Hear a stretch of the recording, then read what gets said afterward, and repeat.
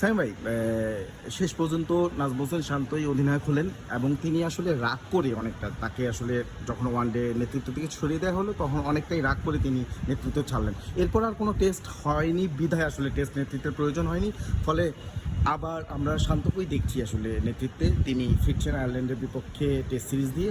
তো এই যে শান্ত ফিরলেন, একটু কি ড্রেসিং রুমে অস্বস্তি থাকবে?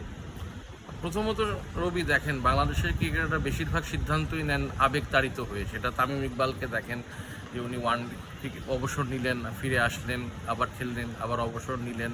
তারপর মাঝখানে একবার মুশফিকুর রহিমও চেয়েছিলেন যে উনি টেস্টে অধিনায়কত্বের থেকে ছেড়ে দিবেন, তখন উনি ড্রেসিং রুমে গিয়ে কান্নাকাটি করেছিলেন, এরকম একটা খবরও আমরা দেখেছি।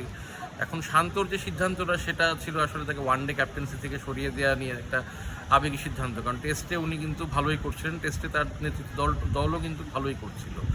উনি ছেড়ে দিয়েছেন, এখন আবার ফিরে এসেছেন। ড্রেসিং রুমে এর মধ্যে খুব একটা বড় পরিবর্তন হয়নি টেস্টে অন্তত। আমার কাছে মনে হয় যে তার জন্য ব্যাপারটা সহজভাবেই মানে বাকি সচেতনতা তাকে নেবে না। আর কারণ হচ্ছে যে অনেক সময় দেখা যায় না, আমাদের কর্মক্ষেত্রে আমরা দেখি যে অনেক সময় অনেকে অভিমান করে পদত্যাগপত্র জমা দেন, কিন্তু পরে আবার সেই পদত্যাগপত্র উইথড্র করে নেন। আমার কাছে শান্তর ব্যাপারটা অনেকটা এরকমই মনে হচ্ছে।